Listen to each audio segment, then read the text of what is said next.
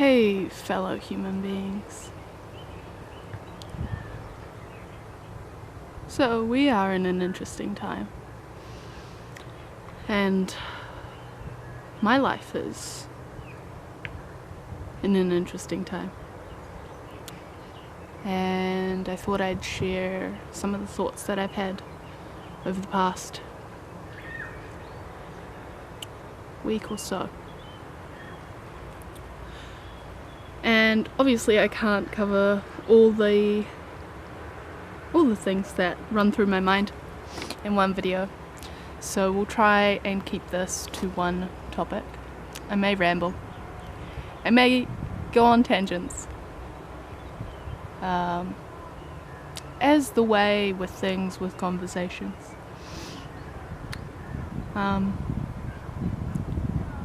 So I'm in a interesting place in my life, as I said before. It's one of darkness. And when I say darkness, I don't mean that in a negative way. I don't mean that as that is something to be villainized or to feel negative about, although those negative feelings will come because we are all conditioned to believe that some feelings are good and some feelings are bad, where it's neither good nor bad, or it is both good and bad.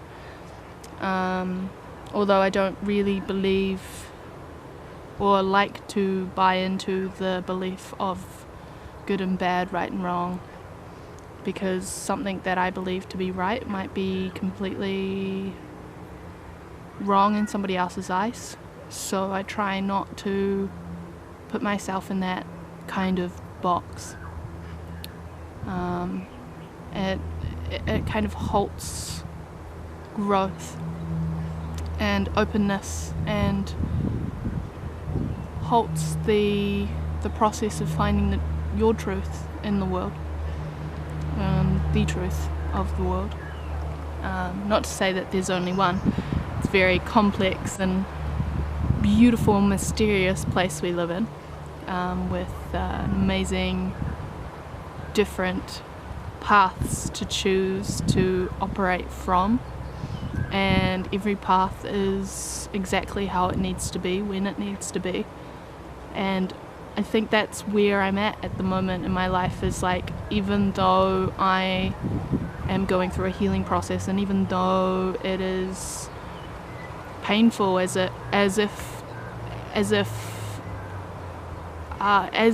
if giving birth, or as if, you know, I'm losing a limb, I'm cutting cords and developing a new sense of self, and obviously the old sense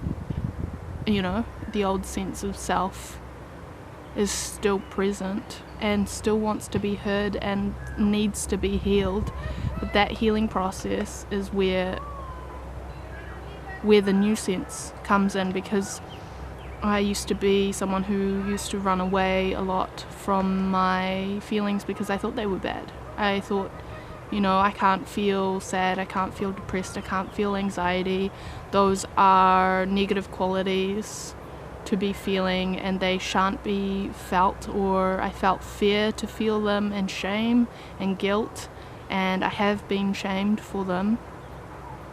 But that outside representation of somebody else shaming me for my own feelings was just a representation of how my inner world shamed those feelings, that little being inside that felt anxiety because all it wanted was unconditional love, and fear for that. So there's kind of a sort of sense of love coming into this dark place, and a sense of acceptance for things that will be, and even acceptance for the one that doesn't want to accept the things that are there. So it's a big complicated, beautiful mess that I'm sitting in and just trying to witness and trying to find a balance between letting things be, but also trying to manifest the life or the new being that I want to live in the future, that I want to live through. And obviously that new being will eventually pass on and be transformed again, yet again, into another new being, and this process is ongoing. This cycle is ongoing. We can see it in everything, especially in nature when we witness autumn, and that's the season that my country's in right now.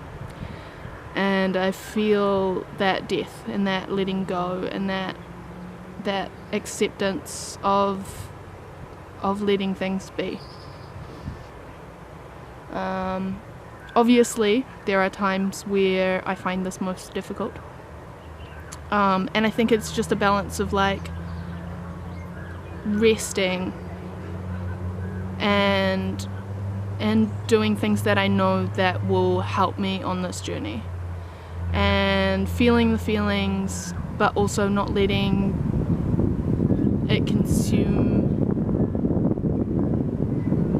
all of me all of the time. So I think that's where bringing in things like going for a walk today and filming this and having a card reading and trying to dance and trying to reach out to support people when I know that they can support me, and also trying to support myself and accepting the fact that I'm not going to get it right 100% of the time for all eternity. I'm gonna fail, and maybe what I'm saying won't work for me in the future, or maybe it might not work for you.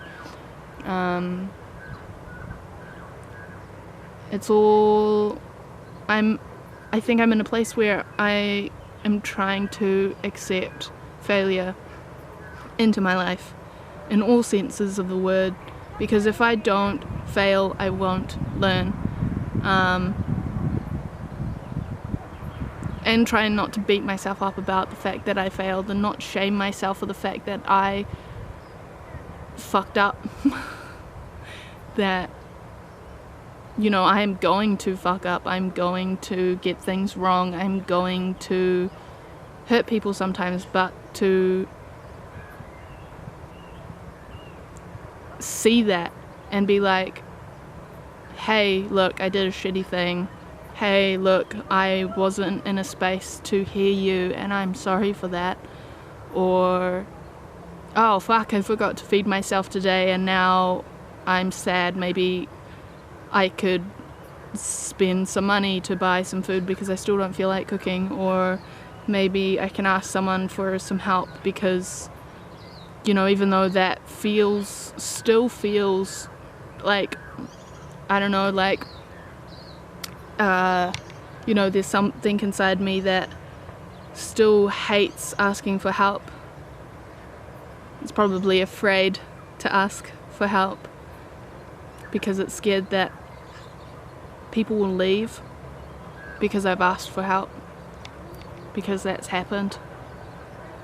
And I've relied on them too much, and they have not told me that it's not okay to rely on them, because they too were afraid that if I didn't rely on them that I wouldn't be able to cope. And that's fair enough. That's fair enough. We all have our fears, and that impedes on our communication, and that impedes on living the life. But I think fears also have something important to tell us, to teach us. You know, each egoic system of belief or of coping, those are there for a reason, and I think they have something important to teach us as long as we listen, really listen and hold space for them.